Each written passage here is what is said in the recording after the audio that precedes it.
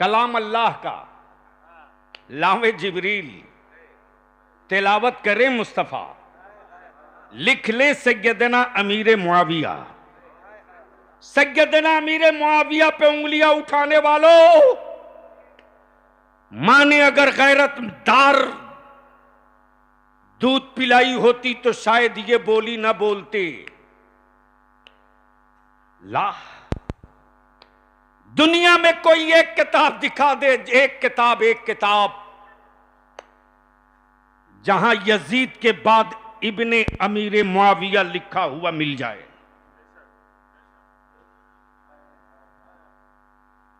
कोई एक किताब दिखा दे, एक किताब जहां यजीद के बाद इब्ने अमीर मुआविया लिखा मिले। बल्कि पूरी दुनिया में जहां जहां उर्दू में लफ्ज यजीद लिखा मिलेगा, उसी के बगल में पलीद लिखा मिलेगा।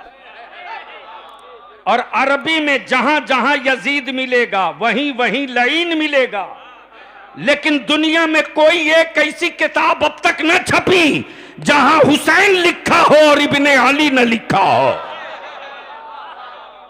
जहां हुसैन लिखा हो और इब्ने अली न लिखा हो, मुल्क किसी का हो, जब जब जुमा में खुतबा इमाम देगा, जहां लफ्ज हुसैन आएगा वहीं इब्ने अली भी। अब ज़हन को हाजिर कर लो, गोया अमीर मुआविया को यह पसंद नहीं था कि दुनिया में यजीद मेरे नाम से पहचाना जाए, इसलिए कि वो लईन भी था, पलीद भी था। वो लईन भी था, वो पलीद भी था। जो मैंने जगह छोड़ी है इसकी तरफ लौटूंगा, लेकिन अब आइए थोड़ी सी तवज्जो कर लीजिए। शहर मदीना, शहर ये सुन्नियों का मजमा है ना। अरे बोलो ना, मदीने की बात आवे और ईमान वाला चुप रहे, तवज्जो चाहो। अमा यार, सिर्फ मदीने का तसव्वुर होता है तो बीमार जिस्म में जिंदगी लौट आती है। मेरे अल्लाह मेरी सांसों को इतनी मोहलत दे दे, मेरे परवरदिगार मेरी सांसों को इतनी मोहलत दे दे कि कम से कम जिंदगी में एक बार तेरे महबूब का रोजा देख लो। मौला, उसके बाद मरूंगा तो मरने का कोई गम ना होगा, बल्कि कब्र में जाने का जश्न मेरे घरों में मनाया जाएगा। मेरी सांसों को इतनी मोहलत दे दे परवरदिगार कि तेरे महबूब का मदीना देख लो।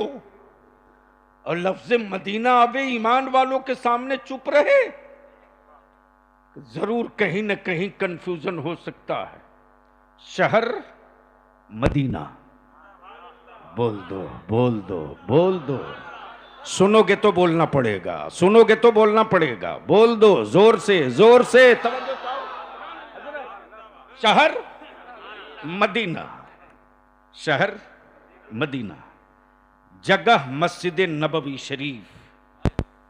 बैठे हैं कौनैन के आका रसूले पाक। जगह मस्जिद नबवी, बैठे हैं आकाए पाक।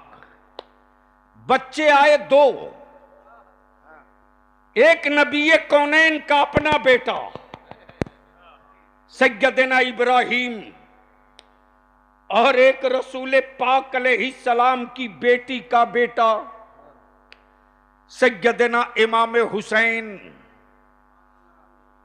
सैयदना इमाम हुसैन, एक अपना बेटा, एक बेटी का बेटा, एक अपना बेटा, एक बेटी का बेटा, और दोनों दोनों तरफ से आकर लिपट गए। आकाए पाक कभी बेटे को चूमते तो कभी नवासे को चूमते, कभी नवासे को चूमते तो कभी बेटे को चूमते। आकाए रहमत एक दूसरे को चूम ही रहे थे कि जिब्रील आ गए। या रसूल अल्लाह अलैहिस्सलाम, ये दोनों आपके पास नहीं रहेंगे, दोनों में कोई एक रहेगा। मर्जी आपकी चाहिए तो बेटा रखिए, मर्जी आपकी आप चाहिए तो नवासा रखिए। तवज्जो चाहो, इख्तियार आपको है, चाहे तो बेटा रख ले, चाहे तो नवासा रख ले, मर्जी आपकी। रब की रहमत आपके फैसले का इंतजार कर रही है। कहां गए अकल के टुअरे? हजरत हर जगह पैदा होते, आला हजरत सदियों बाद कभी पैदा होता। इसी महवर और इसी मंजर को मेरे रजा ने खींच कर रख दिया। खुदा की रजा चाहते हैं दो आलम, खुदा चाहता है रजाए मोहम्मद। महबूब आपकी मर्जी का मुंतजिर है रब की रहमत। बेटा चाहिए कि नवासा चाहिए? फितरत कह रही है बेटा रखा जाए। तवज्जो चाहो, पढ़े लिखे लोगों की तवज्जो चाहो। फितरत कह रही है बेटा रखा जाए। खानदान का फरोग कह रहा है बेटा रखा जाए। शहर और इलाके में शान कह रही है बेटा रखा जाए। लेकिन मुस्तफा की नबूवत कह रही है काबे की अजमत के लिए हुसैन रख लिया जाए, हुसैन रख लिया जाए। सैयदना नबी कौनैन ने सैयदना मौला हुसैन के सरे नाज पर दस्ते नबूवत रख दिया। जिब्रील समझ गए जिनको छोड़ना है वो हुसैन है, जिनको छोड़ना है वो हुसैन है, जिनको वापस ले जाना है वो इब्राहिम है, वो इब्राहिम है। दिन गुजरते गए, महीना बीतते गया, साल निकलते गया। सैयदना इब्राहिम की तबीयत खराब होते गई, अलील होते गए। एक रोज सैयदना इब्राहिम का इंतकाल हो गया। हुसैन मुश्तबा परवरिश पाते रहे, कांधे मुस्तफा पर मदीने में घूमते रहे, बाजुए अली में हुसैन खेलते रहे, चादरे फातिमा से लिपटकर हुसैन सोते रहे। हुसैन बड़े हो गए, हुसैन सियाने हो गए, हुसैन बड़े हो गए, हुसैन सियाने हो गए। जगह वही मस्जिद नबवी, शहर वही मदीने पाक। खड़े हैं तन्हा हुसैन, आ गए सैयदना अबू बकर सिद्दीक। फरमाते हुसैन तुझे मालूम है, तुझे पता है रसूल करीम ने अपने बेटे की जान का सदका देकर तुझको बचाया है। अल्लाह अकबर, अल्लाह अकबर। आज भी अगर किसी कोई बड़ा हादसा हो जाए किसी के साथ, या किसी बड़ी मुल्हक बीमारी से कोई सेहतयाब होकर निकल जाए, तो लोग कहते हैं यार अल्लाह ने तुझे मौत के मुंह से बाहर निकाल दिया, अपनी जान का एक सदका दे दे। तवज्जो चाहूं, सैयदना इमाम हुसैन से जैसे ही सैयदना अबू बकर ने फरमाया हुसैन, नबी कौनैन ने अपने बेटे की जान की कुर्बानी देकर तुझको बचाया है। उधर से अमीरुल मोमिनीन सैयदना फारूक आजम बोल, हुसैन आपको मालूम है रसूल पाक ने अपने बेटे की जान का सदका देकर आपकी जान बचाया है। सैयदना हुसैन पाक अर्ज करते, हां मुझे मालूम है, मुझे पता है, मुझे पता है। हुसैन की जान के लिए मेरे मामू जान की जान का सदका दिया गया। मैं जानता हूं हुसैन को बचाने के लिए मेरे मामू की कुर्बानी दी गई, मैं जानता हूं। उधर से सैयदना उस्मान गनी जिन्नुरैन आ गए, कहते हुसैन रसूल पाक ने अपने लख्ते जिगर की कुर्बानी देकर तुझको बचाया। वो कौन हंगामा कर रही उधर? भगा उसको, उसको क्या पता क्या हो रहा है।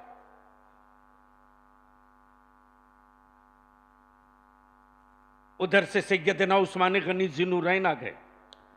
कहते हुसैन, तेरे बाबा ने तेरे नाना ने अपने शहजादे की जान की कुर्बानी दी, तब तू बचा है, तब तू बचा है। उधर से मौला अली शेर खुदा आ गए। हुसैन को गले से लिपटा कर कहते, शहजादे हुसैन, रसूलुल्लाह ने अपने बेटे की जान देकर तुझको बचाया। हुजरे और पर्दे से आवाज आई, रसूल कौनैन की बेटी सैयदा तैयबा ताहिरा फातिमा ज़हरा की, बेटे हुसैन, मेरे बाबा ने मेरे भाई की कुर्बानी देकर तेरी जान बचाई है। मौला हुसैन कहते, हाँ अम्मी मुझे मालूम है, मुझे पता है, मुझे पता है, बस तवज्जो रखना, मुझे पता है। बेटा देकर बचाए गए हो हुसैन, मालूम है। औलाद की जान की कुर्बानी देकर तेरी जान बचाई गई हुसैन, मुझे मालूम है। लेकिन जब काबे की अजमत, दीन का तकद्दुस, नबी की शरीयत, कुरान की हुर्मत, इस्लाम का वकार, सुन्नतों की रिफात, जब इक्तदार की तलवार से कत्ल होने लगा, तब हुसैन मुस्तफा नबी की गुंबदे खजरा की चौखट चूम कर बोल पड़े, नाना आपने एक बेटा देकर हुसैन बचाया है, हुसैन पूरा खानदान लुटाकर आपका काबा बचाएगा, आपका इस्लाम।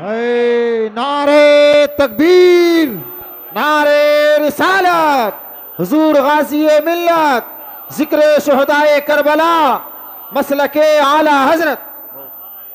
अब बलिया भी अर्ज करता आलम तसव्वुर में, मौला हुसैन कब तक के लिए नाना का दीन बचाए, किस सदी तक के लिए रसूल की शरीयत बचाए, किस जमाने तक के लिए कुरान की अजमत बचाए।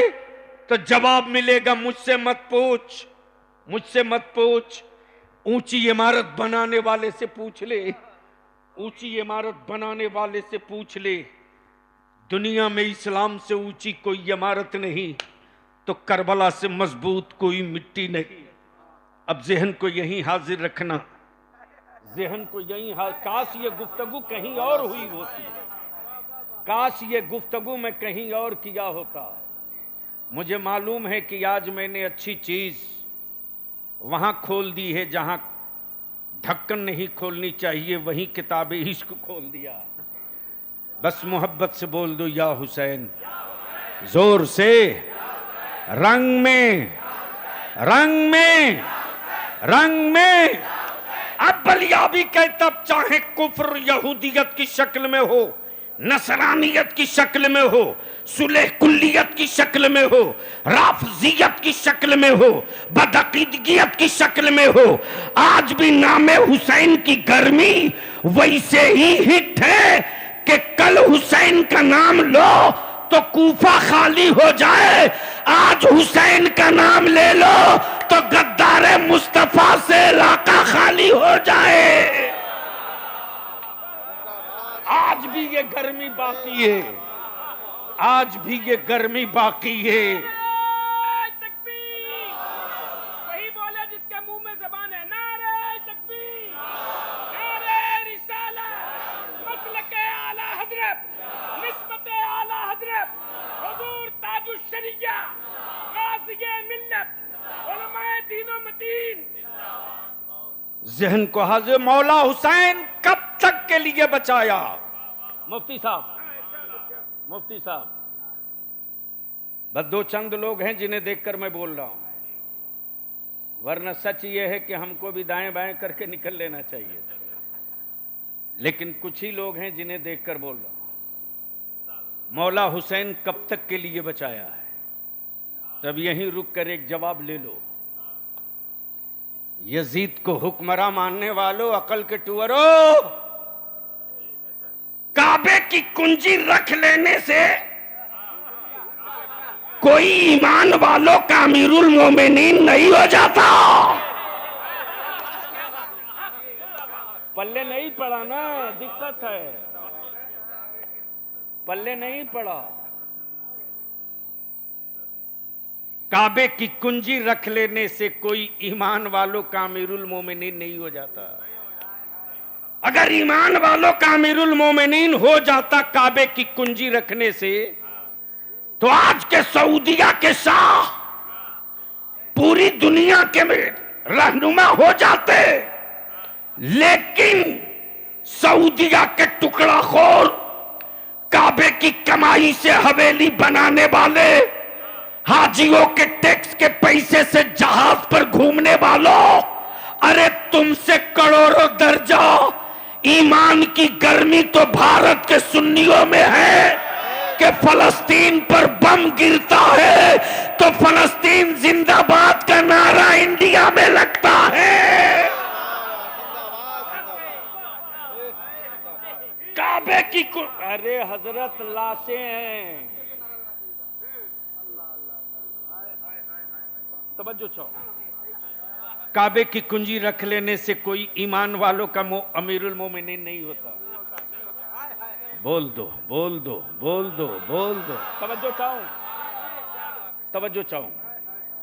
मौलाना मकबूल साहब, एक बार देखा अजमेर शरीफ में लंबी भीड़ लगी है। अब चादर बेचने वालों को तो आला हजरत समझ में नहीं आएंगे, सीधी बात। अगरबत्ती मोमबत्ती बेचने वाले को ताजु शरिया समझ में नहीं आएंगे, और आला हजरत की शमे शबिस्ताने रजा देखकर किताब से ताबीज बेचने वाले को मुफ्ती आजम समझ में नहीं आएंगे। क्लियर बात। जैसे ही अजमेरे मोहल्ला पहुंचा, मैं तो कहता हूं यारो, भारत में वो सिर्फ गरीब नवाज नहीं है रे, भारत में वो ईमान वालों के मुश्किल कुशा हैं। अल्लाह अकबर। भारत में वो ईमान वालों के मुश्किल कुशा हैं। जब जब ईमान वालों पर कोई जुल्म का बादल मंडराता है तो हिसाब किताब वहीं कर दिया जाता है। ज़हन को थोड़ी देर के लिए हाजिर रख। जैसे ही पहुंचा, देखा वहीं भीख मंगों की लाइन लगी है, लाइन लगी है। चमचमाती स्कॉर्पियो से भाई हाजी रफीक साहब, भाई शोएब अंसारी साहब, मुफ्ती सफीउल्लाह साहब, नदीम रजा फैजी साहब, मौलाना मकबूल साहब, ये पूरी टीम उतरी। जैसे ही चमचमाती स्कॉर्पियो से खूबसूरत लिबास में देखा, सारे भिखमंगे दौड़ पड़े। मैं खड़े खड़ा किनारे देख रहा था। एक भिखमंगे का हाथ पकड़ के मैंने पूछा कि हर आने वाले से मांगते हो, कभी अपनी बिरादरी से भी मांगे हो?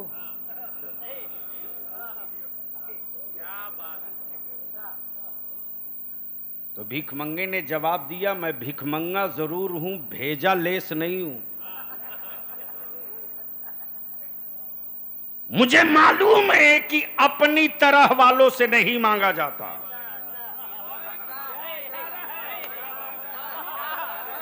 बोल यार, बोल यार।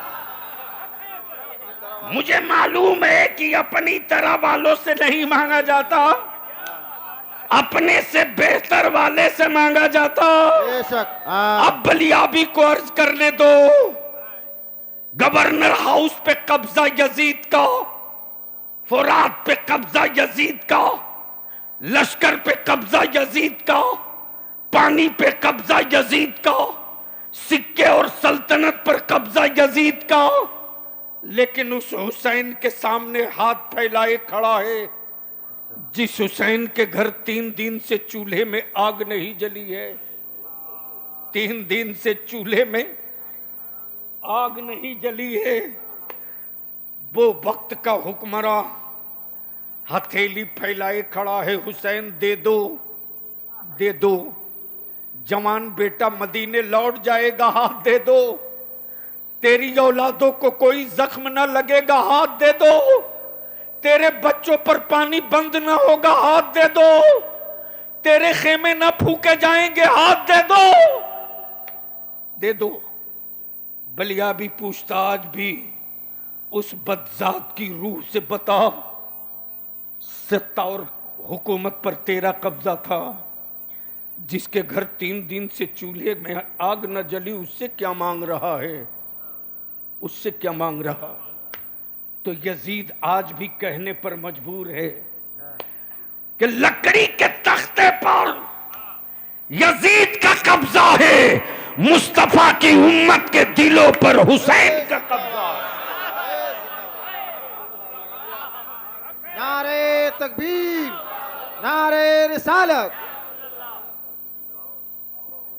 मसलके आला हजरत, उलमाए अहले सुन्नत, जिक्र शुहदाए करबला, शहीद आजम कॉन्फ्रेंस, नारे तकबीर, नारे रिसालत। अब जहन को यही रोक लो। मौला हुसैन आपने नाना के दीन की इमारत तामीर की, कब तक के लिए? बोल दो, अरे जोर से बोल, कब तक के लिए? नाना के दीन की इमारत की लाइफ कब तक के लिए? मधुपुर में देखा एक 8 मंजिला बिल्डिंग। मैंने पूछा नदीम बाबू ये किसका है? बोले ये अपार्टमेंट है, इसी में एक फ्लैट मेरा भी है। मैंने कहा पहले क्यों नहीं बताए, मैं किसान भवन या होटल में न ठहर के तुम्हारे यहां रुकता। इन्होंने जवाब दिया पैसा तो पेमेंट है, लेकिन अभी चाबी नहीं दिया है। कब तक के लिए? सच यह है कि तकरीर सुनने वाले रहें तब ना समझ में आवे तो बोलना। पूरे मजमे में यूट्यूबर को ही समझ में आया तो सबको आ गया, तो बोल दो या हुसैन या हसन, या हसन या हुसैन, या हुसैन। मौला हुसैन कब तक के लिए? इन्होंने जवाब दिया कि इस अपार्टमेंट में एक फ्लैट मेरा भी है, पैसा पेमेंट है, चाबी नहीं दिया। मैंने कहा जब सब फाइनल कंप्लीट है तो चाबी दिया क्यों नहीं? नंबर लाओ किसने बनाया है, देखता हूं कितना बड़ा दबंग है। नंबर दिया, फोन लगाया, मौला हुसैन नाना के दीन की इमारत कब तक के लिए? जैसे ही नंबर लगाया, घंटी हुई, फोन उठाया, मैंने कहा मैं मौलाना बलियावी बोल रहा हूं, नदीम फैजी ने फ्लैट लिया? कहा जी सर। मैंने कहा पैसा पेमेंट है? बोला फुल पेमेंट। मैंने कहा फिर कुंजी क्यों नहीं देते? उधर से जवाब दिया कि अभी फिटनेस रिपोर्ट नहीं आई है।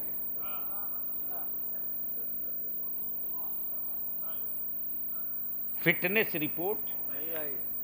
मैंने कहा तो अभी इंजीनियर को भी बुला लो, सुपरवाइजर को भी बुला लो, ओवरसियर को भी बुला लो, आर्किटेक्टर को भी बुला लो, जिसने नक्शा बनाया उसको भी बुला लो, सेफ्टी मैनेजमेंट वाले को भी बुला लो। तेरी ऑफिस में मैं आ गया।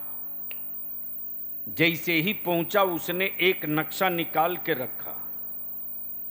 नक्शे में जब रखा तो उसने दिखाया, देखिए यही वो मैदान है, यही वो मैदान है। इसी मैदान में पानी यहां पर है। काश गुफ्तगू सुनने वाले होते। बोल यार, बोल यार, बोल। पानी यहां पर है, पार्किंग यहां पर है, रिहाइश इधर है,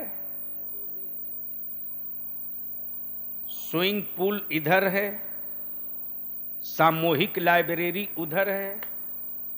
इसके बाद जो ऊपर के फ्लैट बने हैं, इसमें इतना नंबर इनका है, इतना नंबर इनका है, इतना नंबर इनका है, और ये वाला नदीम साहब का है। मैंने कहा चाबी दो। बोला अभी फिटनेस रिपोर्ट नहीं आई। सब आ गए, नक्शा टेबल पर रख दिया, समझाया। उसने कहा सब कुछ इसी बिल्डिंग में है। क्या कहा? सब कुछ इसी बिल्डिंग में। मैंने कहा तो फिर एक बात बता दे कि इस बिल्डिंग की लाइफ कितनी है? लाइफ कितनी है? मौला हुसैन, आपने जिस दिन की ये इमारत बनाई उसकी उम्र कितनी है? कब तक? इस बिल्डिंग की उम्र कितनी है? इंजीनियर बोल पड़ा कि जितनी ऊंची ये इमारत है उसी एतबार से नीचे पाइलिंग भी किया। जहां 40 mm का रड चाहिए वहां 40 mm का रड दिया, जहां 30 mm का छड़ चाहिए वहां 30 mm का छड़ दिया। जितने पर बीम बंधना था उतने पर बीम बांधा, जितने पर बेस बंधना था उतने पर बेस बांधा, जितनी सीमेंट देनी थी उतनी सीमेंट दिया, जितना बालू देना था उतना बालू दिया, जितनी गिट्टी देनी थी उतनी गिट्टी दी। मैंने कहा फिर इसकी उम्र बता। का मटेरियल की क्वालिटी के एतबार से, लोहे की मजबूती और जमीन की मजबूती के एतबार से इस बिल्डिंग की उम्र 100 साल। इसके बाद का कोई गारंटी नहीं, इसलिए कि 100 साल के अंदर अंदर लोहे को मिट्टी होने से कोई बचा नहीं सकता, सीमेंट को मिट्टी होने से कोई रोक नहीं सकता, पत्थर की गिट्टी को खाक में बदलने से कोई रोक नहीं सकता। मैंने कहा इस बीच में अगर जलजला आ जाए तो, जलजला आ जाए तो इंजीनियर जवाब देता, बिल्डिंग के तामीर के मटेरियल की क्वालिटी के एतबार से अगर 5 पॉइंट का जलजला आएगा तो बिल्डिंग हिल के रुक जाएगी, 5+ होगा, बिल्डिंग झूमने लगेगी, 6 हो जाएगा, बिल्डिंग तैरने लगेगी। इसलिए कि मटेरियल की लाइफ 100 साल। अब बलिया भी आलम में तसव्वुर में अर्ज करता, मौला हुसैन आपने जो नाना की इमारत की दीन की इमारत जो बनाई है, इस इमारत की उम्र कितनी है? जवाब मिलेगा कयामत तक इस इमारत को कुछ होना नहीं है। इसलिए कि मैंने नाना के दीन की इमारत में बाजार का कोई माल नहीं डाला है, नबी के घराने का सारा माल डाल दिया। जिंदाबाद जिंदाबाद, अल्लाहू अकबर, अल्लाहू अकबर, या रसूल अल्लाह, या रसूल अल्लाह, जिंदाबाद जिंदाबाद, अल्लाहू अकबर, जिंदाबाद जिंदाबाद। मैंने बाहर का कुछ नहीं डाला है, बाहर का मैंने कुछ नहीं डाला है, सब नबी के घराने का पड़ा है, सब रसूल के घराने का पड़ा है। मेरे अजीज, मेरे इमाम अहमद रजा से बड़ा आशिक अहले बैत कौन है धरती पे? ला। लेकिन मैं अपनी कौम के जवानों से हाथ जोड़ के कहूंगा, जो करबला में न हुआ है वो अपने गांव की सड़कों पर मत करो, जो करबला में नहीं हुआ अपने मोहल्ले में मत करो। अरे मनाओ, यादे हुसैन ठोक के मनाओ, पूरी ताकत से मनाओ, और इतनी ताकत और अकीदत से मनाओ कि जिस रास्ते से तेरा काफिला गुजर जाए, गुजरने वाले की आंखें फटी की फटी रह जाएं, और कुफ्र को कहना पड़े कि जब गुलाम इतना अच्छा है तो इमाम कितना अच्छा रहा होगा, जब गुलाम इतना साबिर है तो इमाम कितना। वाह, नारे तकबीर, नारे रिसालत, उलमाए अहले सुन्नत, जिक्र शुहदाए करबला। यही 10 दिन का तो मौका मिलता है जहां तुम अपनी औलादों को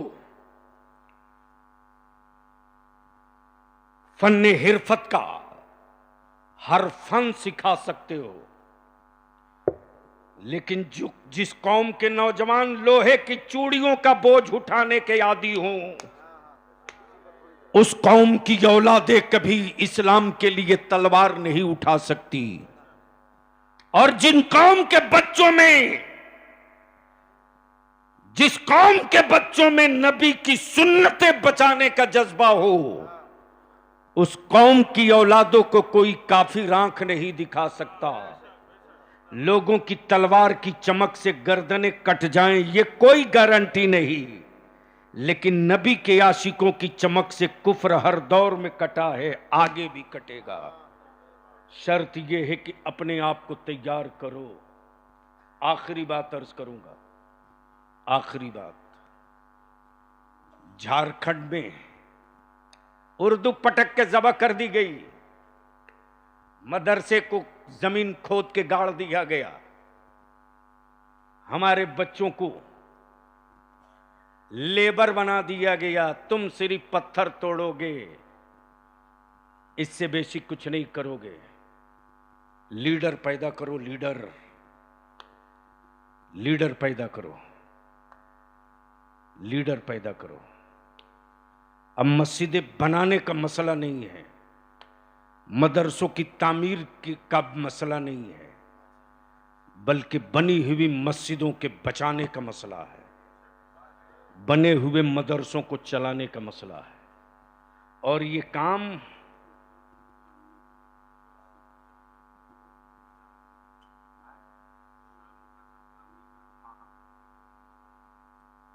जिस कौम की औलादों के हाथ में पावर वाला कलम होगा, उस कौम की औलादें कभी डरपोक और बुज़दिल नहीं होगी। और जब तक तुम्हारी औलादें जाहिल रहेंगी, तब तक बिगड़ी हुई शक्लों का पत्थर दिखाकर तेरी औलादों को डराया जाएगा। और इसी दीवार को तोड़ने के लिए इदारे शरिया ने तहरीक बेदारी का बिगुल फूंक दिया है। अल्हम्दुलिल्लाह, हिम्मत है तो मधुपुर में निकाह में ले जाओ, डीजे बजा के दिखाओ।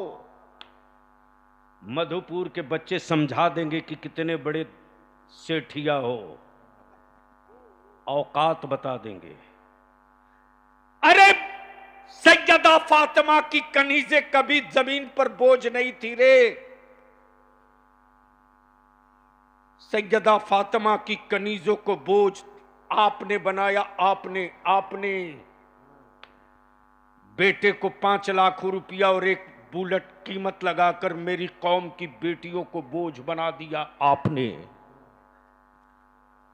और इस दीवार को तोड़ने की पूरी ताकत लग चुकी है। दिसंबर में इंशाअल्लाह हजरत आज से काम शुरू। जितने उलमाए कराम हैं हजरत, जो साथ ना दे लिस्ट उसकी भी बनाते चलिएगा। देखूंगा वो स्टेज पर आकर इसे नात सुना के मेरी कौम से पैसा ले लेता है और नजराना तय करके लिफाफ ले लेता है। जो मेरी कौम की औलादों के मुस्तकबिल की जंग में मेरा शरीक नहीं होगा, उससे हमारी रिश्तेदारी कैसी जी। प्यास आज लगी है, पानी मरने के बाद दोगे। हुलकूम आज खुश्क हैं, बाद मरने के तुम कुआं खुदवा दो। इसलिए लड़ाई तो छिड़ चुकी है। बोलो ये तहरीक चलनी चाहिए कि नहीं चलनी चाहिए?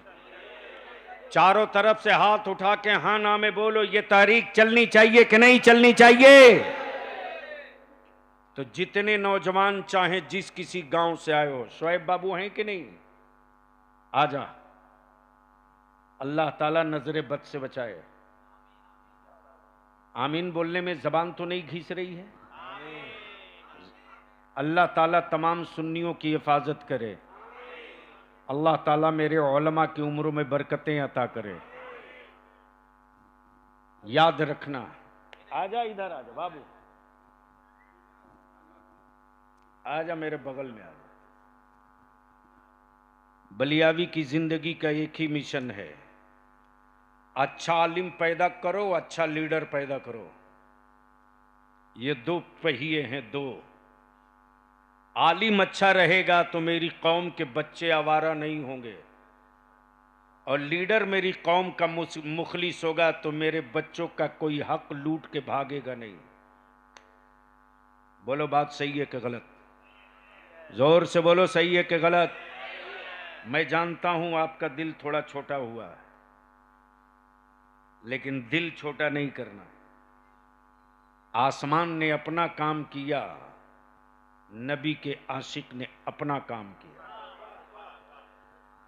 और ये भी बलियाबी खूब जानता है कि 72,000 की फौज लेकर जंग नहीं जीती जा सकती, लेकिन 72 हुसैन का गुलाम मिल जाए तो पूरा मुल्क जीता जा सकता है। तो फिर से एक बार क्लियर बोलो, पाला जोड़ी में आवाज दिया जाएगा, निकलोगे कि नहीं निकलोगे? तो अपने पैसा और अपनी गाड़ी लेकर सब पार्टियों की रैली में तो चले जाते हो, रांची भी, पटना भी, दुमका भी, देवघर भी, जामताड़ा भी। जो दिसंबर में पाला जोड़ी में होने जा रहा है वो नबी के आशिकों की रैली नहीं होगी, सत्ता के छाती पर चढ़कर मुस्तफा के आशिकों का रैला होगा। हर गांव से आवाज आएगी, लब्बैक या रसूल अल्लाह। लगा दो चारों तरफ से हाथ उठा के, लब्बैक या रसूल अल्लाह, लब्बैक या हबीब अल्लाह, लब्बैक या रसूल अल्लाह। यह नारा अपनी औलादों की घुट्टियों में पिला के रखो। आखिरी हिस्सा गुफ्तगू का, आज की महफिल का एक ही मकसद है, जिक्र करबला वालों का हो, मगफिरत का जरिया बने शोएब बाबू की वालदा मोहतरमा के लिए, मरहुमा के लिए। बस एक ही मकसद है। लेकिन इस बारिश और बूंद की परवाह किए बगैर ये जो काफिले इश्क आया है, अगर हुकूमत तिजोरी खोल के कहती कि ले 500,000 टका दे रहा हूं, तो एक मामूली इंसान भी कहता रख अपना पैसा, इस तूफान में घर से न निकलूंगा। लेकिन जमीन के सीने पर अपना वजूद गाड़ के बता दिया, जब जिक्र उनका होता है तो हम जमीन नहीं देखते हैं, हमारी रूह का परिंदा गुंबदे खजरा का तवाफ करते रहता है। इसलिए हिम्मतें छोटी नहीं। शोएब मुखिया की वालदा के ईसाले सवाब के लिए एक महफिल है। बस आखिरी बात, आखिरी हिस्सा। हजरत, अजीब अकल के टुवरों की बुद्धि है भाई। हिंदुस्तान में अगर सवाब नहीं पहुंचता, हजरत, हिंदुस्तान में मुर्दों को अगर सवाब नहीं पहुंचता, तो भारत में इतनी मस्जिदों की तामीर नहीं हुई होती। ये समझ में नहीं आया। पैजामा जिनका बेसाइज का है वो भी मस्जिद जब बनाते तो कहते हैं ईंट दे दो, सवाब खानदान को मिलेगा। सही बोल रहा हूं कि गलत? अरे जोर से बोल ना, जोर से बोलो ना। छड़ सीमेंट बालू दे दो, सवाब मरहूम को मिलेगा। समझाए कोई इन ज़कात खोरों को? यानी मुशरिक के भट्ठे की बनी हुई ईंट दे दो